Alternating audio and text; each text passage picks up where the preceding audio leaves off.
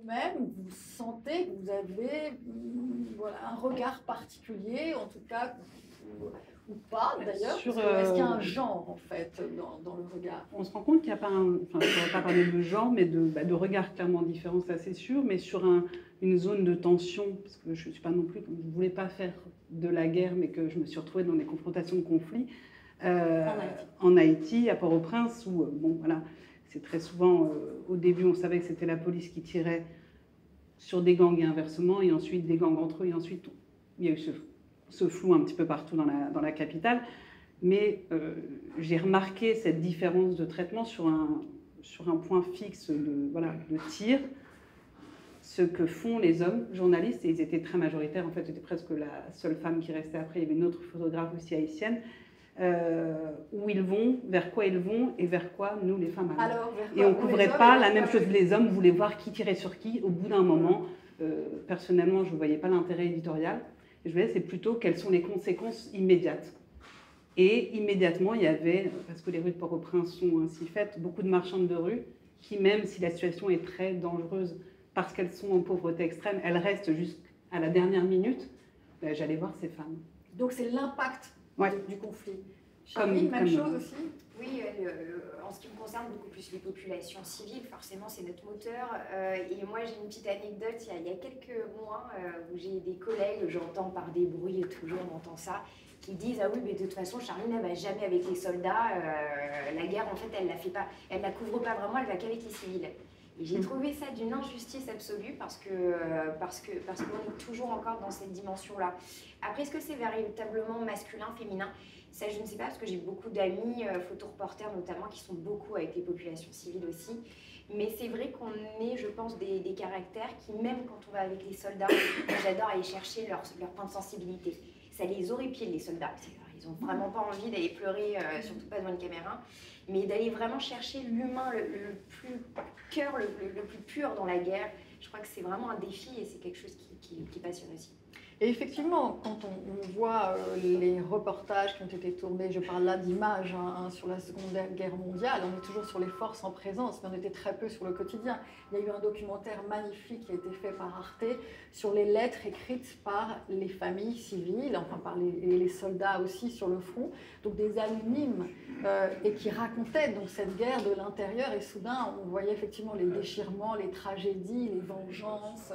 Et ce n'était pas du tout la même histoire que celle qui était racontée. Donc, quand vous êtes sur le terrain, vous trois, quels sont les avantages à être une femme? Je ne parle pas d'aspect sécurité, parce qu'on va en parler un peu plus tard, mais est-ce que dans certaines circonstances que vous pourriez nous raconter, ça a été un avantage d'être une femme, et puis après on verra le désavantage d'en être une? Moi, je trouve que c'est toujours un avantage d'être une femme. Même dans les régions les plus... ah non, mais vraiment, hein, même dans les régions les plus conservatrices ou les plus bourrées d'islamistes, etc., c'est un avantage. Il faut dire que les guerres maintenant... À Bayeux, il y avait une, je fais un incident. À Bayeux, il y avait une expo sur la prise de Phnom Penh et puis la prise de Phnom Penh, les Khmers rouges qui arrivent à Phnom Penh et puis la chute de Saïgon. Et il y avait des citations des journalistes de l'époque où ils parlaient du glamour de ces guerres. Là, le glamour, je fais une incidente, mais n'existe plus du tout. Hein, plus du tout de glamour.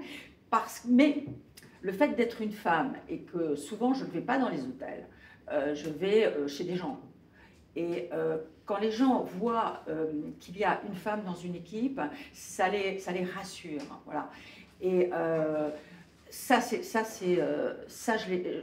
moi, je sens que je suis bien accueillie, mais mes camarades hommes, les caméramans, les monteurs, etc., me disent que ça change. Que quand je suis là, on peut plus facilement trouver à dormir ou des choses comme ça. Et j'ai remarqué aussi que même, j'ai été pas mal dans les zones tribales du Pakistan, où il y a des groupes très fondamentalistes. Et d'abord, bon, que vous soyez une femme ou un homme, de toute façon, vous êtes un étranger, donc de toutes les façons, voilà, quel que soit votre genre, de toutes les façons, vous êtes un ennemi. Mais presque tous, à un moment, dans ce genre de... Ils habitent là avec leur famille et souvent, très souvent, ils sont venus me voir pour me dire, voilà, nos femmes sont de l'autre côté, est-ce que vous pourriez passer les voir, etc. Et du coup, moi, j'ai l'impression de traverser le miroir et je rentre dans leur intimité et je vois comment ils vivent avec les femmes, les enfants. Voilà, je montre des photos des miens, je vois leurs enfants et ça crée des liens. Et en plus, je pense qu'ils se méfient, moins d'une femme. Ils doivent penser que, bon, ben voilà, je suis une femme. Donc voilà, ils se méfient moins. Donc moi, je ne vois que des avantages. Je n'ai pas le souvenir d'un moment où ça a été un désavantage d'être une femme. Alors vraiment, pas du tout. Du tout. Une femme, je pense que ça a un côté familier, ça a un côté... et même pour les mecs les pires, c'est peut-être la mère, quelque part, quelque chose comme ça. Voilà. Donc, quelque chose quelqu'un peut-être de plus, voilà, dont on ne se méfie pas naturellement. Et plus de respect, éventuellement? Oui. J'ai jamais. Quelquefois, je me suis sentie un peu quantité négligeable, peut-être. Voilà, c'est plutôt ça. Quantité, bon, une femme, on ne pas, voilà, bon. Mais pas d'irrespect, voilà. Pas d'irrespect. Et moi, je ne me mets pas non plus en avant dans ce genre de situation. Je ne veux pas risquer de manquer quelque chose parce que je me serais mise en avant. Donc, je reste toujours un peu en arrière. Je suis assez discrète, finalement. Un peu comme Marcel Poirier, peut-être. Mais je suis assez discrète. Je suis toujours habillée. Je fais attention à la manière dont je m'habille, quoi. Je suis très couverte. Et voilà, donc je n'ai pas du tout... voilà. Et j'y vais doucement pour leur poser des questions. Je ne balance pas une question dans la provocation tout de suite. J'y vais doucement. Voilà. Amélie, toi, tu voulais... Oui, donc c'est un peu la même remarque sur la familiarité qu'ont beaucoup plus les gens, quel que soit leur genre, face aux femmes. Journalistes, ils se méfient moins. On a le contact beaucoup plus facile, notamment avec les femmes, et notamment comme, quand il y a des conséquences, des conflits. On parle de victimes de violences sexuelles. Évidemment, c'est beaucoup plus facile quand on est une femme, parce qu'il y a cette proximité du langage. Mais après, il y a quelques désavantages à être une femme, notamment dans le respect que peuvent avoir certains. Alors peut-être aussi, c'était et mon genre et mon âge au début. J'étais pas une journaliste sérieuse. Déjà, c'est-à-dire pour les confrères. J'étais trop jeune. Non, pour les jeunes aussi en face. C'est une femme, oui, la journaliste. Ça, c'est le délit de jeunesse, alors c'est encore autre chose. Il y a le délit de jeunesse et aussi le côté genré. C'est-à-dire, c'est pas une journaliste aussi importante parce que c'est une femme. Chez certains interlocuteurs, j'ai eu ça. Et toi, tu as expérimenté aussi être une jeune femme, c'est compliqué. Jeune femme, on n'est pas prise au sérieux. En revanche, c'est vrai que je suis assez d'accord, quoi qu'il arrive, ça reste toujours un avantage, déjà parce qu'on ne se méfie pas de nous. Et si on joue un peu là-dessus, on peut aller très loin. Tu as un exemple où effectivement ça t'a servi de manière plusieurs très fois, précise. mais même récemment, là justement avec des hommes du Hezbollah, en me disant je ne sais pas pourquoi je suis là, je ne comprends pas. Évidemment, j'étais dans un lieu, il ne fallait surtout pas être, et ça commençait à ne pas sentir très bon. Je dis mais je ne comprends pas, je suis désolée. Bon, ça passe bien. Et après, sur le front, vraiment, moi, ça m'a beaucoup... j'ai été frappée par le fait que les hommes, notamment en Ukraine, donc on est vraiment dans une société patriarcale, où on me disait, mais on n'est pas à Disneyland, t'as rien à foutre ici, tu dégages. Bon, on part dans une joute verbale, et à la fin, et bien finalement, ces personnes-là me respectent plus que les hommes qui sont dans mon équipe. Et comment tu t'imposes alors là, on fait celui qui a la plus grosse, pardon, mais là. Donc on s'en sort comme on peut. Moi, c'est bon, je sais plus, mais on rentre un peu en frontal. Et il y a même une fois, et là je me rappelle, Bruno Giraudon connaît très bien ce personnage qui s'appelle Santa, très très sympa. Ouais. En première ligne, on est à 200 mètres des Russes, et enfin il est question d'y aller. Et il me dit, ok, ben, on va voir ce que t'es une femme. Moi, je n'aime pas de femme. Et il prend le whisky et il dit, maintenant c'est toi et moi. Et là, j'ai dit, oh putain. Et je déteste le whisky. Et là, j'ai dit, bon, il n'y a pas le choix. Hein. Et on s'est bu du whisky, une demi-bouteille, pour aller à 200 mètres des Russes, évidemment. Bon, voilà. Parfois, ça joue aussi comme ça, mais à la fin, par contre, maintenant, aujourd'hui, avec Santa, je peux aller n'importe où. Voilà. Quand on a discuté, Martine, pour préparer ce moment, il y a un point que tu as soulevé que j'ai trouvé très intéressant, c'est effectivement l'apparence.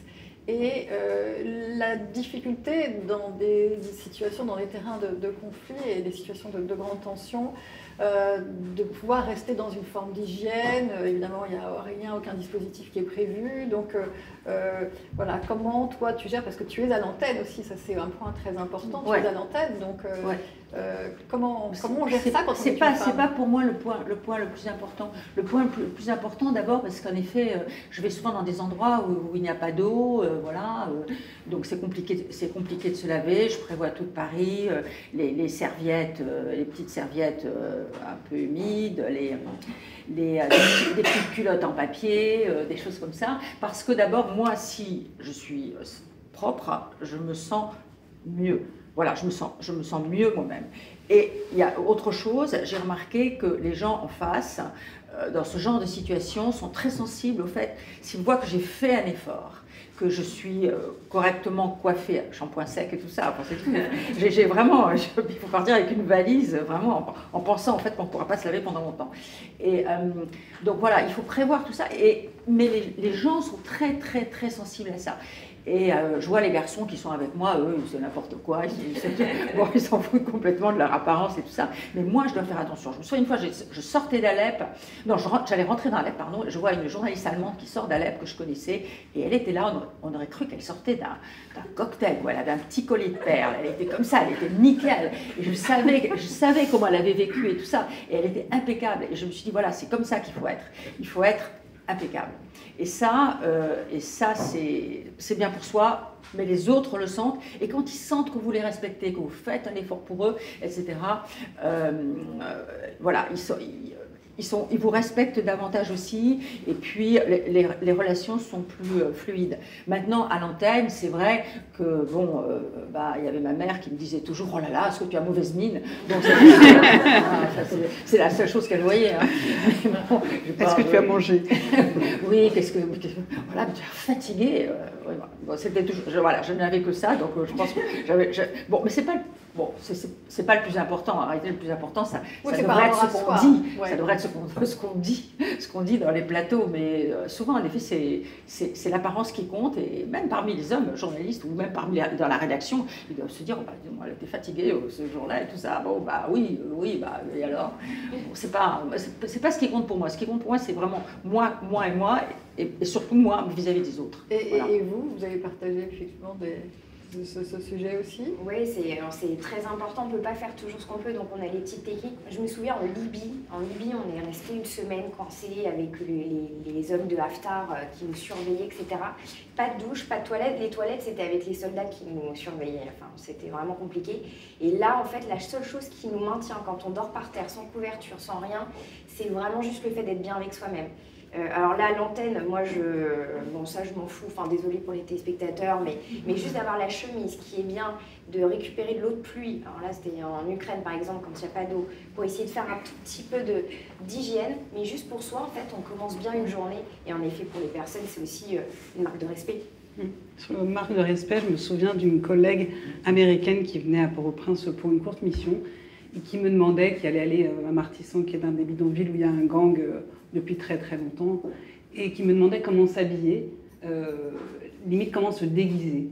Je lui dis, on ne va pas jouer, ne fais pas illusion, les gens te verront venir à 2 km, ils savent que tu es journaliste, étrangère, et il y a ce côté respect, les gens savent aussi que toi, tu as un toit, que tu peux avoir accès à une douche, donc ne fais pas semblant, et ce respect-là, parce qu'ils vont te juger. Si tu, le mimique de faire semblant pour se coopter, c'était détestable. Et je lui ai dit, je fais surtout, ne fais pas ça parce qu'ils ne vont pas t'accepter. Et les confrères, alors, quand ils voient vous maquiller, vous coiffer, ils vous disent, tu fais ta minette ou non, pas du tout. Enfin, non, au contraire. D'ailleurs, je crois qu'il y a ils avaient l'air assez... ils comprenaient très bien mes efforts et tout ça. Non. Il faudrait que je partais toujours avec des gens que j'aimais bien. Enfin, bon, en équipe de télé, c'est particulier, l'équipe de télé, parce qu'on n'est pas seul, quoi. C'est plus agréable par rapport à la presse écrite, où souvent je vois les journalistes de presse écrite qui sont seuls. Nous, au moins, on est ensemble. C'est comme on parlait tout à l'heure, je reviens un petit peu en arrière sur... C'est vrai que nous, je fais les conséquences de la guerre, comment les civils vivent et tout ça. Après, on peut rester à la périphérie d'un conflit, ou on peut rentrer dedans. Voilà. Dedans. On y va ou on n'y va pas? On y va ou on n'y va pas? Et ça, c'est toujours une question. On y va ou on n'y va pas? Mesurer le danger, etc. Bon, moi, je me suis toujours beaucoup fiée aux caméramans avec qui j'étais parce qu'ils ont souvent un instinct très, très, très fort. Et jamais je n'ai obligé quelqu'un à aller au centre, là où ça se passe, le combat. Et, voilà. Donc, je me souviens une fois, c'était en Irak, ça tombait de partout, les Américains étaient attaqués, enfin tout ça et tout. Et puis je vois encore le caméraman parce que qui se tourne vers moi, il me dit on y va. Comme si il me disait on prend un café, tout ça et tout. Ok, ben on est sorti de la voiture, les camions étaient en feu, enfin, c'était apocalyptique. Et voilà, et on était au milieu. Mais je crois j'avais confiance en lui, il avait confiance en moi. À un moment, il m'a dit, tiens Martine, je crois que les Américains nous visent, etc.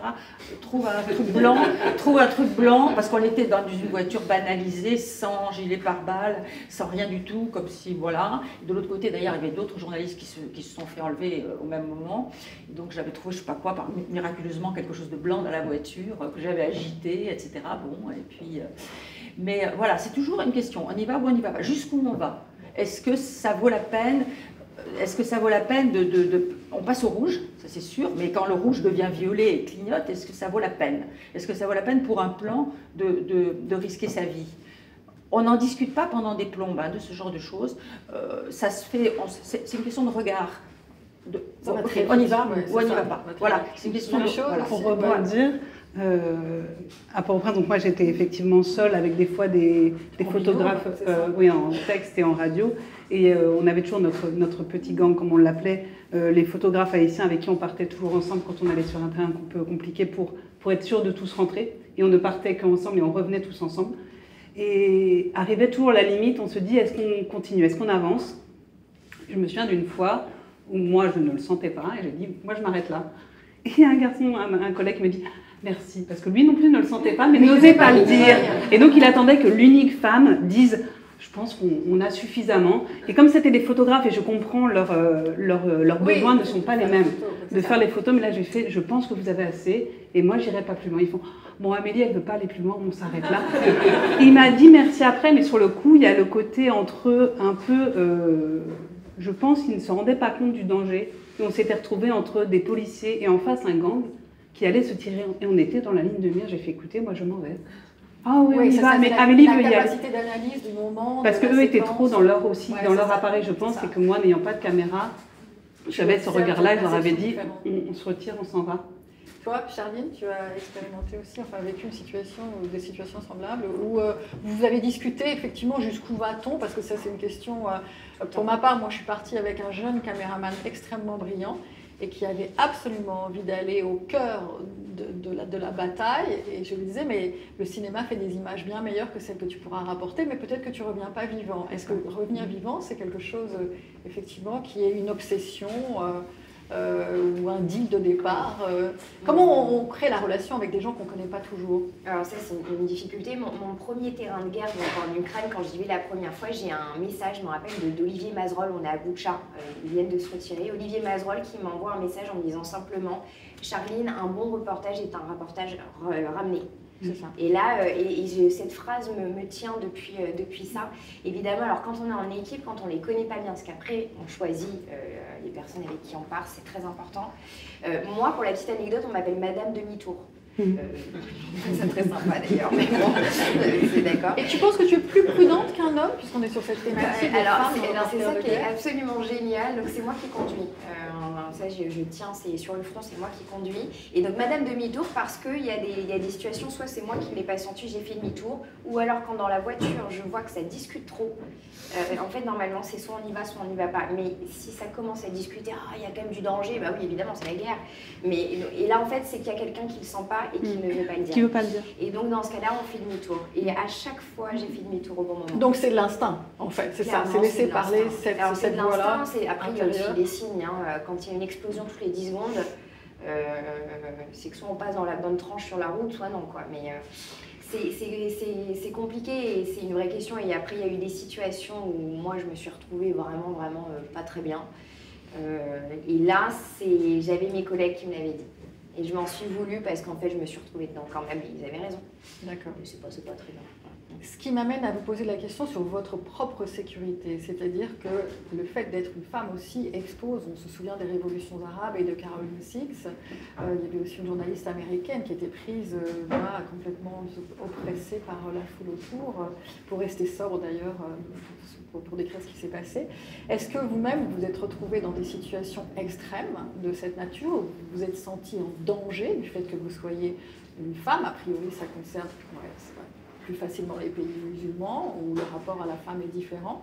Est-ce que vous avez été confrontés les unes les autres à ce type de situation et comment les avez-vous évitées?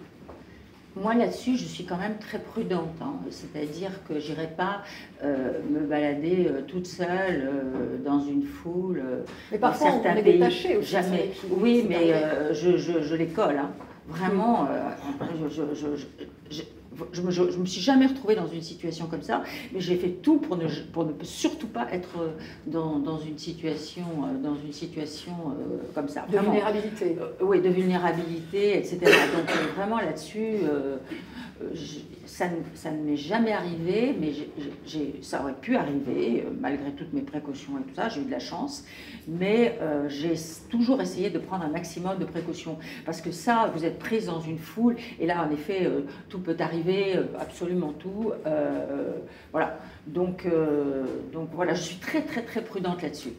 Amélie, est-ce que toi, en Haïti, il y a eu, on va dire, pauvreté, 2 ou 3 fois, alors société très patriarcale, très machiste, une fois où, malgré moi, vraiment, et c'est pas de mon fait parce que je n'avais pas bougé, le photographe avec qui je travaillais était parti faire des photos plus loin de prise de vue et moi je discutais et je me suis vue seule dans un quartier bidonville infesté par un gang, on le savait, mais à ce moment-là, on pouvait encore, ils toléraient encore l'entrée des journalistes, jusqu'à la limite. C'est eux qui décident aussi. Là, le problème, c'est que c'est pas nous qui décidions.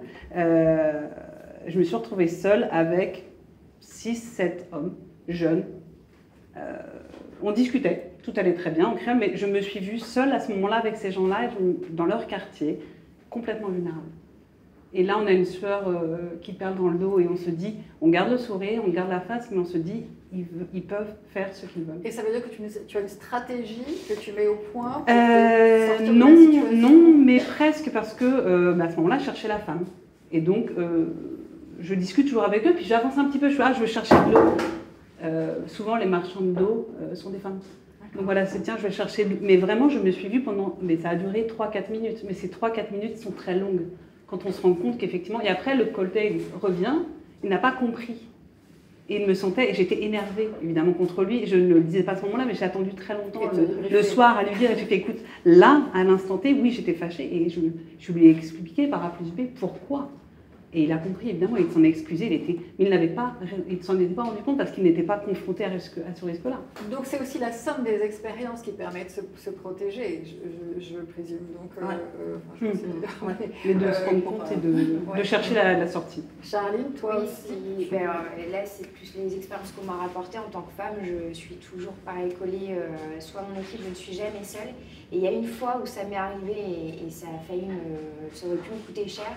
Mais toujours en Ukraine, on était à l'hôtel cette fois-ci. Et il y avait une frappe pas loin, mais un soldat en fait arrive et l'ascenseur s'ouvre. Donc je vais, et là d'un coup j'ai un warning, je vois les yeux du mec et je me dis ouf, faut pas que je prenne l'ascenseur avec lui. C'est pas grave, lui il a décidé de descendre du coup dans cet étage qui était vide. Et donc à m'attraper la main et en fait à commencer à me bloquer et évidemment s'en suivait tout ce qu'il pouvait y avoir derrière. Très rapidement en fait je lui ai mis un point et la chance que j'ai eue c'est qu'il était bourré et que du coup non pas que j'ai une force incommensurable, c'est juste que du coup il a pas tenu le choc quoi. Et j'ai pu partir en courant. Et là c'est cette fois là où je me suis dit j'ai eu un moment d'égarement parce que j'aurais jamais dû être toute seule à ce moment-là. Donc c'est l'ultra-vigilance en permanence, en fait, ouais. C'est ce que vous dites, c'est l'ultra-vigilance. Et là, je me sentais en confiance parce qu'en Ukraine, on n'est pas trop amené à voir ce genre de choses, mais en réalité, ça peut frapper à tout moment. Est-ce que vos rédactions sont compréhensives quand vous dites finalement, on n'a pas trop de sujets, etc., parce qu'on n'a pas pu y aller, parce qu'il y a eu ces alertes ou ces indicateurs de situations compliquées? Ça fait sourire. Là, c'est paradoxal comme question. Ils sont très vraiment je trouve qu'il y a une compréhension totale à ce niveau-là et en même temps ils aimeraient aussi avoir plus. Donc là quand récemment on me dit mais pourquoi tu vas pas dans une ambulance du Hezbollah parce que c'est ce qui frappe en premier. Il y a 40 le push AFP on l'avait quand même sous merci d'ailleurs. Voilà, push AFP 40 secouristes morts évidemment c'est des secouristes du Hezbollah donc voilà c'est toujours les discussions. Toi, tu es à la maison, donc c'est compliqué. Moi, j'habitais le terrain pendant pendant plusieurs années et donc je dépendais du desk de Washington et j'envoyais mes reportages, mes papiers. Et régulièrement, les chefs du desk ou de bureau m'appelaient et me disaient mais il faut pas aller aussi loin, il faut arrêter. Et en fait, ils m'avaient toujours dit, si tu ne le sens pas, tu n'y vas pas. Et je répétais la règle aussi aux pigistes photographes qui après travaillaient aussi à Port-au-Prince. Je leur disais, si on ne le sent pas, on n'y va pas. L'AFP est vraiment, et pour le coup, les chefs se sont succédés. Il n'y en a pas un qui un jour m'a dit, bon quand même, tu pourrais pas aller faire un petit sujet. Pas le risque inutile. Pas de risque inutile. Après, il y a des prises de risque, comme ils sont loin, ils ne se rendent pas compte. Et c'est vrai que moi, j'avais clairement dit, un sujet comme celui-ci, voilà, j'ai l'interview de Barbecue qui était le chef de gang qui était très en vue mais pas le plus important, plus de Port-au-Prince, donc éditorialement ça n'avait pas un intérêt, enfin j'essaie d'expliquer que ça n'avait pas un intérêt même si Al Jazeera et autres voulaient l'interviewer. Moi je leur avais dit je n'irai pas faire son interview parce que les conditions dans lesquelles qui sont imposées par ce gang ne me conviennent pas en tant que femme, parce qu'on est avec des types qui au quotidien passent leur temps à violer les femmes qu'ils prennent en otage. Donc je ne me vois pas, moi, me mettre dans cette position-là pour un intérêt éditorial qui n'est pas monstrueux.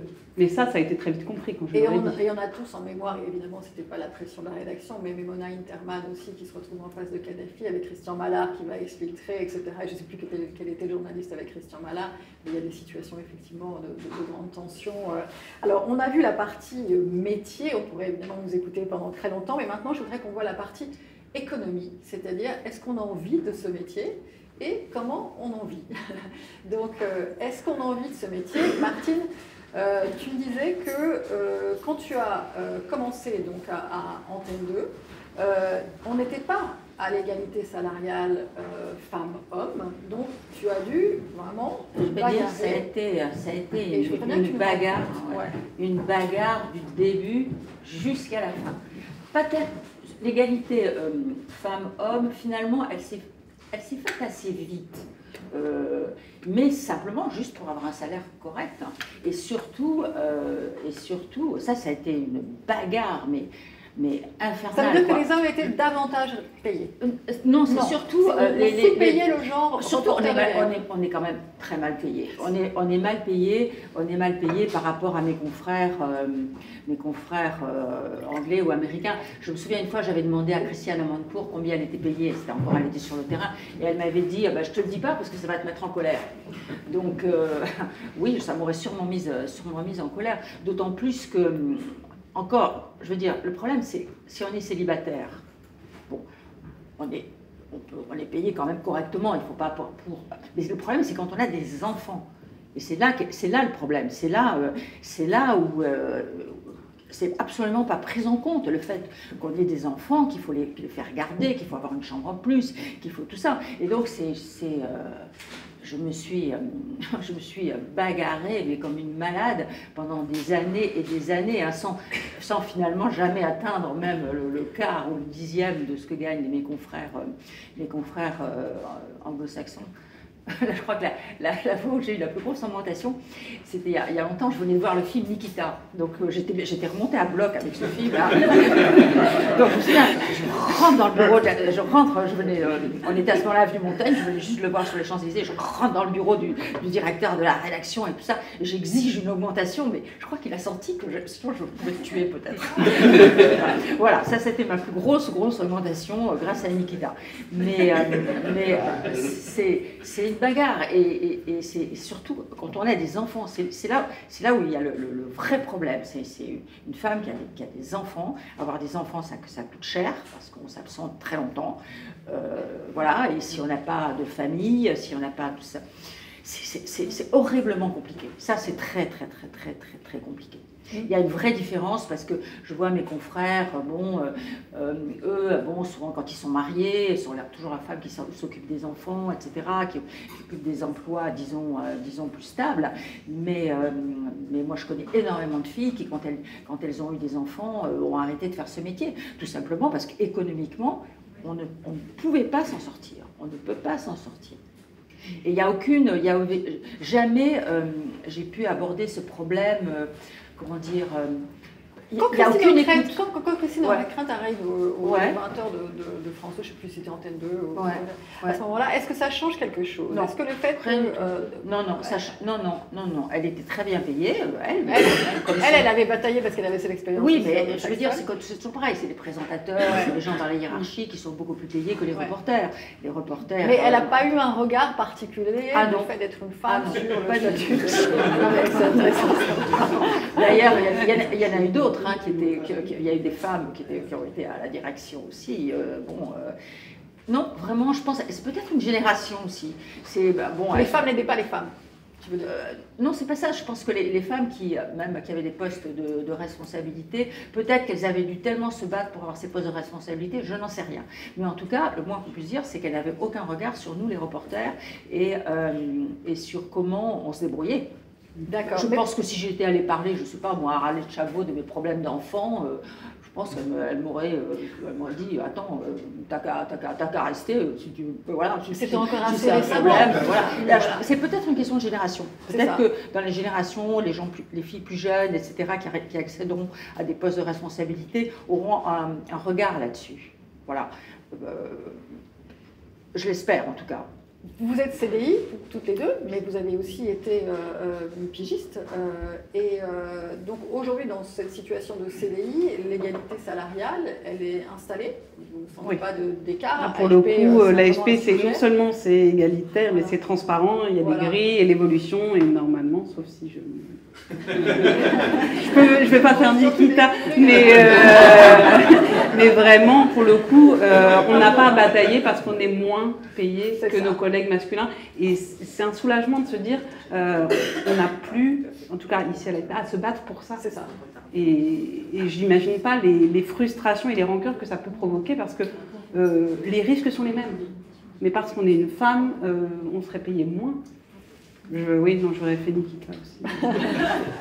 Charline, toi, t'es fin aussi, égalité salariale aujourd'hui. Je ne connais pas du tout le salaire de mes collègues. C'est vrai qu'il y a moins de transparence sur le mais, privé. mais normalement, oui, on est vraiment plus... les RH prennent soin de ça. Là, on doit remercier ceux qui sont venus batailler avant parce que on a d'autres choses à gérer, nous, mais on a moins ça. Voilà.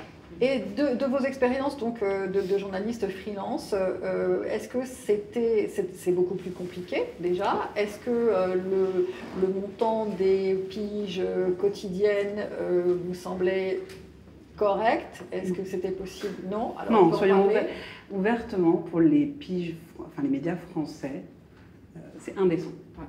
Vraiment. Alors on peut parler de montant peut-être parce que... Pour un reportage de radio, pour ne pas la citer, Radio France Internationale, un reportage à la journée, qui prend une journée et qui fait 1 minute 15 à l'antenne, c'est 85 € brut. Quand j'ai fini, là on parle d'un salaire, d'un tarif de 2023. D'accord, très indécent. Très récent. Oui. Très récent. Et par contre, c'est le même tarif. Et là, pour le coup, c'est une égalité salariale, mais partout où on soit dans le monde. Donc, quel que soit le terrain, il n'y aura pas de prime de risque. Donc, qu'on fasse un reportage à Paris... Il n'y a pas non plus de prime de risque, c'est-à-dire que quand vous êtes exposé sur des c'était beaucoup plus aléatoire et il y avait des primes de priorité chez RFI qui incluaient ce risque. Mais les tarifs de pige des médias français sont indécents. Et souvent, je le disais à des journalistes qui me disaient, jeunes qui disaient « je veux partir en correspondance » et je leur ai dit « essayez de négocier un fixe ». Si vous êtes correspondant permanent pour un média... Parce qu'il y a aussi un statut de correspondant permanent où finalement on est rémunéré... En fait, à la pige, je pense que tout se négocie en amont. Et là, il faut négocier. Je pense que certaines journalistes jeunes, femmes, n'osent pas demander ce qu'un collègue masculin va demander. Et donc, elles sont désavantagées. Je suis ulcérée. Hein. C'est vrai que sur cette question de tout ce qui est pigiste, freelance... Je suis ulcérée de voir, notamment moi, mes amis qui sont indépendants, ils l'ont choisi par ailleurs. Mais sur des terrains de conflit, c'est d'une indécence, mais ça dégoûte presque de la presse. Hein. Et les femmes et hommes au même régime. Et les prix vont à la baisse aussi. Les prix à la baisse pour les femmes? Non, les prix vont à la baisse d'année en année en fait. Ah oui. Et la différence va en effet se marquer sur le fait qu'il y en a une qui ne va pas oser demander et peut-être l'autre qui va demander parce que la sociologie est faite ainsi aujourd'hui. Mais globalement, travailler pour la presse quand on est indépendant, je pense qu'il faut être fou aujourd'hui. C'est pas Moi, je rentable. suis chanceuse, j'en suis sortie. Mais c'est incroyable, c'est dommage. Mais ça veut dire qu'il y a aussi une responsabilité de la hiérarchie, des rédacteurs en chef, des directeurs de rédaction, de faire en sorte que les femmes qui ne demanderaient pas soient rémunérées de la même manière. Donc c'est une responsabilité aussi de la hiérarchie aujourd'hui. C'est-à-dire que... Je crois quand même que les femmes demandent davantage maintenant. Il me semble hein, que les femmes... voilà, demande à être payé quand même. Quand on est à la pige, le problème quand on est à la pige, c'est vrai que quand on est à la pige, les tarifs sont effrayants, quoi. Je veux dire, c'est pas possible. Et là, c'est vrai que c'est dangereux en plus parce qu'il y a des pigistes que ça pousse à aller plus loin. Plus de risques. C'est ce que j'allais poser comme question. C'est dangereux. Bah oui, parce qu'ils savent, voilà. Donc il faut en vivre et il faut se démarquer, il faut faire plus de terrain. Il faut aller plus loin. Non, donc il faut chercher l'angle le plus original et le plus dangereux. Et surtout aller plus loin. Plus loin. Et ça, c'est pas homme ou femme.